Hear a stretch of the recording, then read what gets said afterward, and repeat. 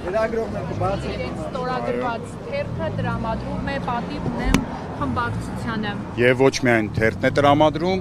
հայտարարեց նաև եթե տեխնիկական ինչ-որ խնդիր կհարուցի այդ իրանց արդեն ստորագրված թերթի կցումը գործընթացին, իրենք նաև պատրաստական են գալ եւ իրենց ստորագրությունները դնել արդեն պատիվ ունեմի գործող ձևաթղթի տակ եւ կարող ենք այս պահին արձանագրել,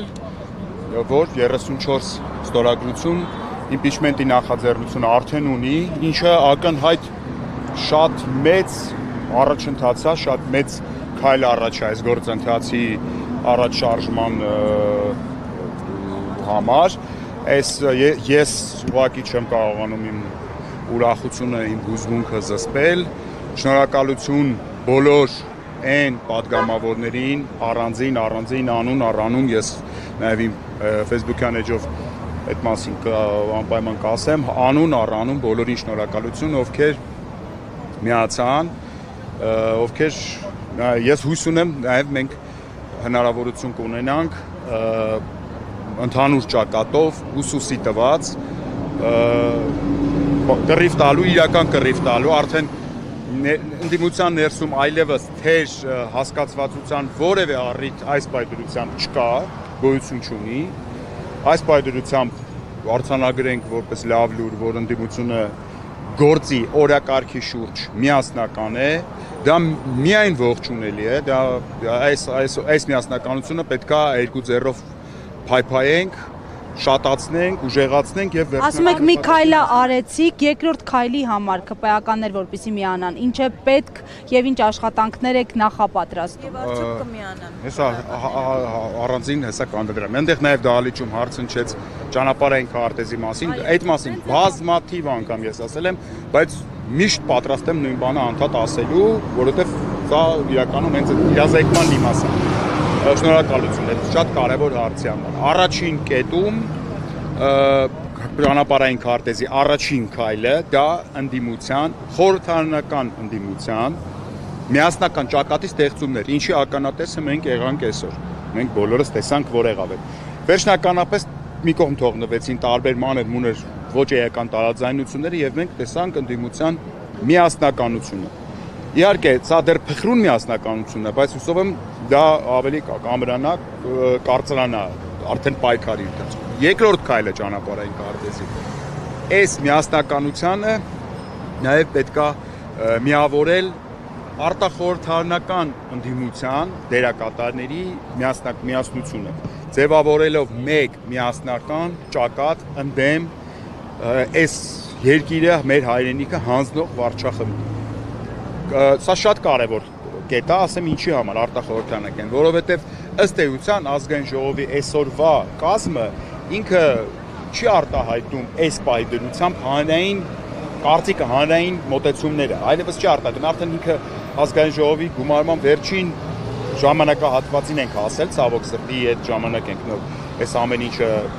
քայլ առ քայլ իրականացնում, բայց եւ այդ իսկ պատճառով արտախորհրդարանական ուժերի մեջ կան շատ ուժեր, որոնք ոչ պակաս հանրային են, ոչ պակաս լսելի են եւ միգուցե դրանք նախկին ընտրությունների ժամանակ 2018 թվականի ընտրությունների ժամանակ նույնիսկ դրանցից ոմանք չկային,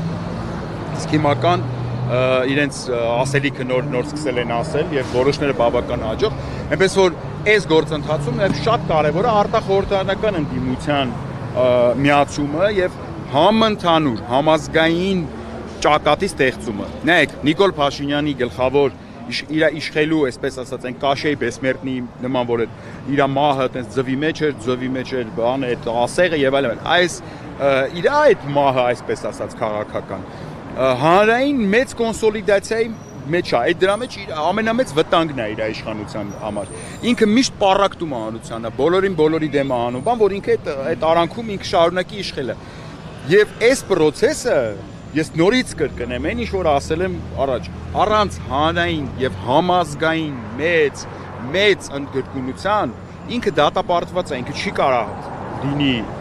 տեղի ունենա վերջնահանգրվանի կա։ Բայց մենք այսօր ականատես եղանք այդ իմ ասած 3 կետերից առաջինի իրականացմանը։ Հիմա պետք է աշխատենք երկրորդ եւ երրորդ։ Պակասող ձայները լրացնելու գործընթացը եւ երբեք։ Okay, հիմա հասանք այդ պակասող ձայներին։ Նայեք, 36-ին անդրադառնանք, այլ որ գործընթացը սկսելու համար ձեզ այս պահին 36 մաթեմատիկա չկա, ես դրան դնույթ չեմ էլ անդրադրել, մեռել եմ ասելով 36 ձայն գոյություն չունի այդպիսի մաթեմատիկա։ 30 որտեվ հենց նոր էլ Մամիջանյան Հայկը հայտարարեց, որ 36-ի արկայության դեպքում իդեպ հույս ունեմ բավական տեսանելի հույս, որ այսօր մենք 36 ձայն կունենանք, այսինքն ես ենթադրում եմ, որ ես հուսով եմ, որ այդ սյուրպրիզը վերջին սյուրպրիզը չի լինի, այսօր դրական առումով։ Դե կտենանք օրը դեր դեմները սա կտեսնենք։ Հիմա ես հույս ունեմ, կարամ հույս ունենամ, Մերի ջան, ես այդ հույսը ունեմ։ Հիմա նույնիսկ եթե այդ 36 իմ հույսը արդարան այդ 36-ը լինի, անիմաստ է դիմել մտնել այդ շոչիկի տակ, այդ 3 օրյա ժամանակը վերցնել, ու այդ 3 օրվա ընթացքում փորձել ԿՊԱ-ականների հետ 3 օրվա ընթացքում, 3-ը մաքսիմում 2 օրվա ընթացքում բանակցել ու այս կոմբերել։ Հիմա բայց երբ որ կստեղծվի այդ համազգայունությունը, այդ վիճակը, իսկ դուք դա կտեսնեք, այսինքն այդ ամեն ինչը ձեր աչքով կտեսնեք։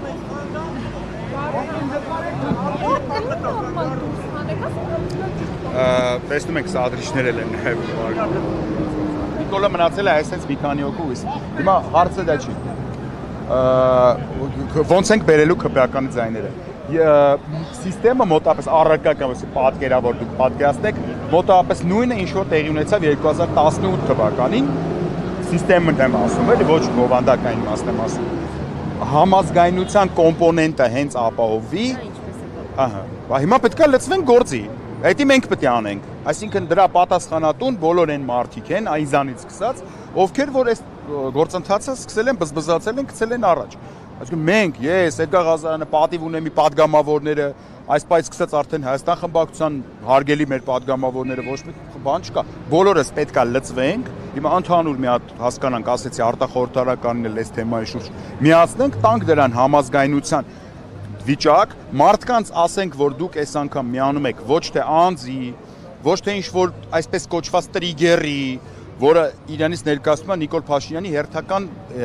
դավաճանական քայլի շուրջ, մենք անունը դրել ենք տրիգեր դրա, էլ ինչ գիտեմ ինչի, այլ պետք է միավորվել օրակարգի, ծրագրի եւ վճռականության շուրջ։ Այս 3 կոմպոնենտների դեպքում հավատացեք, սենց բռնապետներ չեն, էլի կանսերվա եղել։ Պատմությունը կարակ թերթեք, նայեք, ինքը ընես չի, որ Նիկոլ Փաշինյանը մեր բանն է, այս աշխարհի այս մոլորակի ամենաանխոցելի եւ անպարտելի ինչ-որ պերսոնաժն է։ Այնպես որ ինձ թվում է դա բավական լուծելի, տեսանելի առումով լուծելի, դժվար, աշխատատար, քրտնաջան աշխատանք պահանջող, բայց լուծելի, այսինքն հնարավոր տարբերակ է։ Պատրաստի լուծումներ ոչ միտեղ չկան։ Ես ձեզ ներկայացրեցի ճանապարհային քարտեզը, ներկայացրեցի իմ տեսլականը, ենթադրում եմ վճռականության առումով համենայն դեպս նախաձեռնության առաջ տանողների մասով որևէ կասկած չի կարող լինել։ Մնացածը ցույց կտա կյանքը, այսքան բան։ Դուք ձեր էջում այս ընթացքում սկսեց Քոչարյանին եւ քոչարյանականներին։ Բայց Քոչարյանը ինչ կապ ունի։ Քոչարյանը ոչ Ռոբերտ Քոչարյանի մասին է խոսքը երկրորդ նախագահ։ Երկրորդ նախագահը ոչ իմպիչմենտի սուբյեկտ է եւ ոչ էլ իմպիչմենտի օբյեկտ է։ Երկրորդ նախագահը կառավարել է իր նախագահության տարիներին շատ լավ, ինչի համար ես իրան շնորհակալ եմ, երախտիկից խոսքը հայտնել եմ։ Այս process-ի մեջ երկրորդ նախագահը որևէ գործընթացի ոչ մասնակից է, ոչ էլ օբյեկտ է։ Մասնակից են պատգամավորները ինչ եղավ թիրախավորում էի երբ որ նա ասել էր լուրջ չի այդ լուրջ չին դառավ բանը բազմաթիվ գրառումների թեմա ես հասկանում եմ այդ բազմաթիվ առիթներ եմ ունեցել պատասխանելու այս ուրախ իմ երջանիկ ապրումները չեմ ուզում այս եկել եք մեր տոնը որ հարամ եք չէ ես չեմ ուզում խոսամ մի բանից որը այս process-ի հետ մի իրավիճակից նկատի ունեմ էլի կապլիցի բան չի որ այս իրավիճակի հետ կապ չունի եւ հատկապես որևէ խմբակցության վրա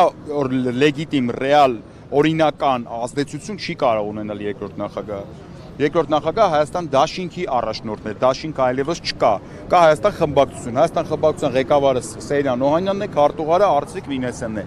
Իմպիչմենտի համար անհրաժեշտ են առանձին անհատ падգամավորների ստորագրություններ։ Ռոբերտ Քոչարյանը ոչ падգամավոր է, ոչ էլ գործող վարչապետն է։ Ցավոք սրտի, ես կուզենայի, որ նա լիներ գործող վարչապետը, մենք այս իրավիճակում չենք լինի։ Ես նույնիսկ պատրաստակամություն եմ հայտնել պայքարելու հենց իր վարչապետության համար, մինչև հիմա էլ պատրաստակամության մասով փոփոխություն չկա։ Նույն Հայաստան դաշինքի Հայաստան խմբակցության անդամները պատգամավորները իրատեսական չէին համարում, բացարձակ այս գործընթացը։ Հիմա ինչը փոխվեց, որ հանկարծ մտան գործ։ Իշխան Սաղաթելյանը իր ելույթի մեջ պատասխանեց այդ հարցերին, ամենայն դեպս ես բավարարված եմ այդ ելույթից, ինքը հայտնեց, որ իրավիճակ է որոշակիորեն, իրավիճակի փոփոխություններ կա։ Դե նախկինում այս գործընթացը տարբեր փուլեր է անցել, երբ որ մենք այս նույն այստեղում նամակներ էինք Էդգար Ղազարյանի հետ հանձնում, էլի ձեր հետ հաճույք ունեցանք շփվելու, պատիվ ունեցանք շփվելու այստեղ։ Մարտ ամսից սկսած այս թեմայով տարբեր հանդիպումներ, տարբեր գործողություններ, հետո չկար տեխնացու, իրականում եկեք անկեղծ լինենք։ 4 տարի իմպիչմենտ չի արվել, որովհետև ընդդիմությունը չէր կարողանում համախմբել մի տեխնացուի շուրջ, այսինքն ամեն մեկը իր պատկերացում ուներ տեխնացուի։ Դա կարող ուրիշ պատճառաբանություններ հիմա բերեն, բայց իրականությունը դա է։ Մենք նույնիսկ այդ հարցի լուծման վրա փորձեցինք ինչ-որ կերպով ազդել, ինչ-որ ձևով այդ հարցի լուծումն էլ բերեցինք։ Այո, եւ ամեն փուլի հետ իրավիճակ փոխվեց եւ ես համաձայն եմ Իշխան Սաղաթելյանի հետ իր այսօրվա խոսքի հետ, որ իրավիճակը արդեն այնպիսին է, որ չմիանալը բազմաթիվ շատ վատ հարցերի տեղի կարող էր տալ, իհարկե պայմանավորված իրավիճակով։ Մարդը կարա մի բանը համարի անիրատեսական, հետո որոշակի ժամանակ հետո համարի իրատեսական։ Անձամբ ինքս պատրաստ եմ հանդիպել Հայաստան խմբակցության ցանկացած падգամավոր հետ, ընդհանրապես բոլոր падգամավորների հետ, նույնիսկ ԿՊ-ական, ոչ թե նույնիսկ հատկապես ԿՊ-ական եւ բացատրել ինչքան իրատեսական է այս process-ը եւ այդ իրատեսականի առումով որևէ խնդիր չկա։ Ինչը արել եմ ինվեստորը։ Հիմա այստեղ զուգահեռաբար փողոցում որևէ process սպասում է, որտեղ դուք նաև ձեր ելույթում ասում եք շտաբեմ գնանք միանանք Այո,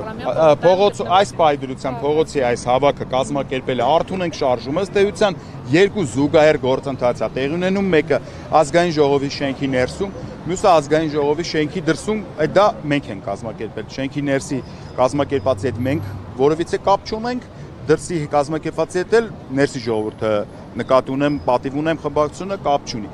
Մենք ենք Արթուն ենք շարժման անունից հայտարարեցինք Էդգար Ղազարյանն էլ գնաց դիմեց քաղաքապետարան եւ որոշեցինք, որ կարող է քաղաքացիներին հետաքրքրի լսումները, ոչ բոլորը հնարավորություն ունեն դա ներսում նայել,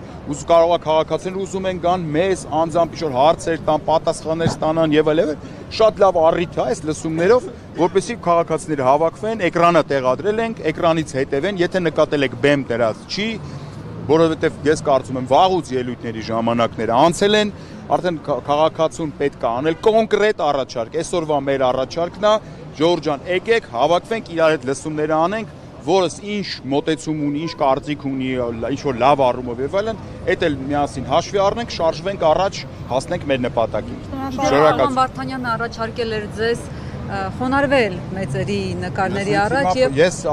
իմ մեծերն ու Աղվան Վարդանյանի մեծերը միգուցե դրանք տարբեր մեծեր են, էական չի, բայց ես խոստացել էի Աղվան Վարդանյանին, որ պահին ինքը կստորագրի, ես կգամ այնտեղ իր բոլոր նկարների առաջ խոնարհվեմ, ես իմ խոսքը տենեմ։ Ես սիրով մեծ Աղվան Վարդանյանի հետ շփվելը միշտ հաճելի է, միշտ հետաքրքիր է, անից չի որ այդ շփումներով ենք մենք սահմանափակվել։ Քաղաքական առումով որոշակի սառեց մեր հարաբերությունները, բայց ես հուսով եմ դրանք շատ արագ կվերականգնվեն։ Ես ասել եմ, այսօր խոսք գամ խոնարհվեմ բոլոր նկարների առաջ, այնտեղ ինքը կարա բոլոր նկարների որ Ջեկի Չանի նկարն էլ կարա դնի, ես խոնարհվեմ։ Ստորագրելը իմ ուզածը դա է եղել։ Իրա հետ շփվելը հաճելի է միշտ։ Ես խնդիր չունեմ։ Ձեզ եմ շնորհակալ։ Պարոն Ղազարյան, համեցեք, լսենք նաև պարոն Ղազարյանի տեսակետը։